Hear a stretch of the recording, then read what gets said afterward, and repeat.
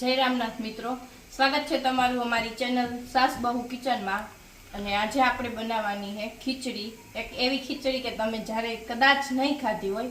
ખીચડી ઘણી ખાધી હશે, મગની દાળની, તુવેરની દાળની, વઘારેલી, સાદી.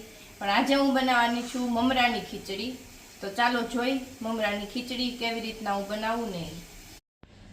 જો આ છે મમરા, જ્યાં બધું વેજીટેબલ કાપી લીધું છે.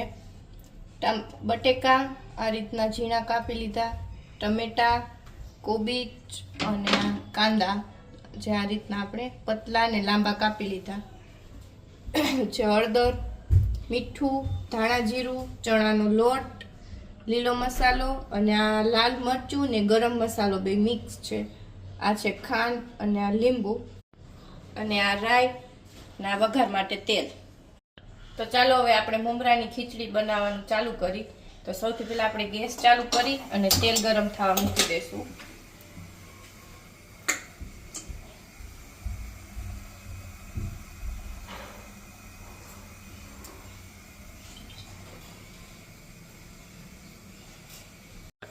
તો જો આપણું તેલ ગરમ થઈ ગયું છે, એમાં હવે આપણે રાઈ નાખશું 1 ચમચી જેટલી. રાઈ ફૂટે એટલે એમાં આપણે કાંદા નાખશું.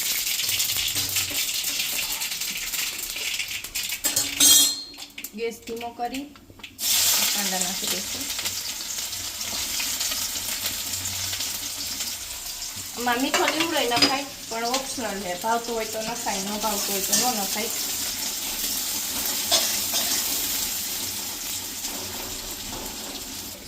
તો જો આપણે કાંદા નાખી દીધા, ગેસ થોડોક મીડિયમ ફ્લેમ કરી નાખી અને એમાં હવે આપણે બટેકા એડ કરી દઈ.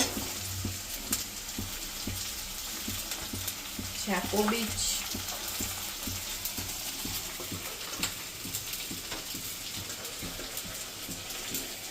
અને આ ટમેટા.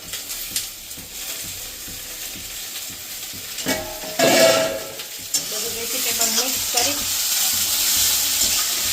અને થોડીક વાર આપણે પાકવા દેશું. મિક્સ થઈ જાય એટલે આપણે એમાં ઉપરથી થોડુંક મીઠું નાખી દઈએ એટલે સરસ ચડી જાય અને મીઠું આમાં એકદમ ભળી જાય.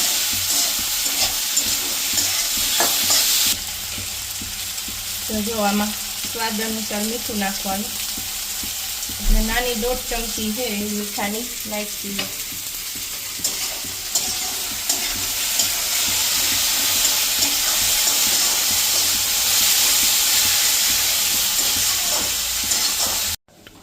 જો આપણું વેજીટેબલ એકદમ સરસ પાકી ગયું છે. જો આ રીતના બટેકા તૂટી જાય છે, પાકી ગયું છે. હવે આપણે એમાં હળદર નાખશું,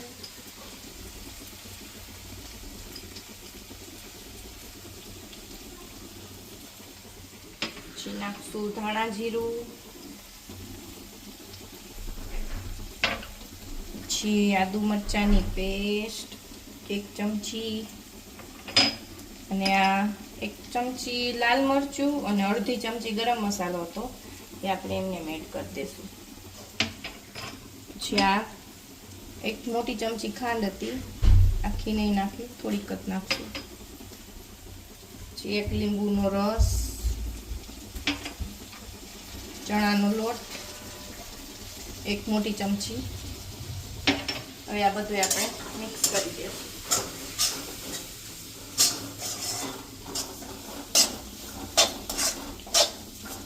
અને મમરાને આપણે લાસ્ટમાં આ બધું થઈ જાય ને પછી પલાળીને ડાયરેક્ટ નાખી જ દેવાના હોય અને બહુ રાખવાના ન હોય મમરાને પાણીમાં પૌવાની જેમ. એટલે આ થઈ જ ગયું છે, થોડુંક પાકી જાય એટલે મમરાને પલાળી અને ડાયરેક્ટ આપણે નાખી દઈશું.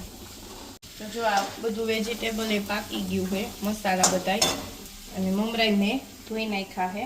હવે આપણે એમાં એડ કરી દઈએ.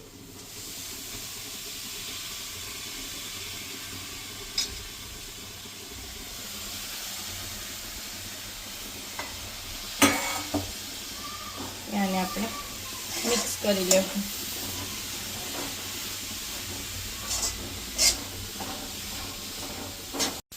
તો આપણી મમરાની ખીચડી થઈ ગઈ એકદમ રેડી. હવે આપણે એમાં ઉપરથી ધાણા નાખી અને કાઢી લેશું. સર્વ કરી નાખશું. તો જો આપણી ખીચડી એકદમ સરસ થઈ ગઈ છે આ રીતની. તો હવે આપણે એને સર્વ કરી દઈ.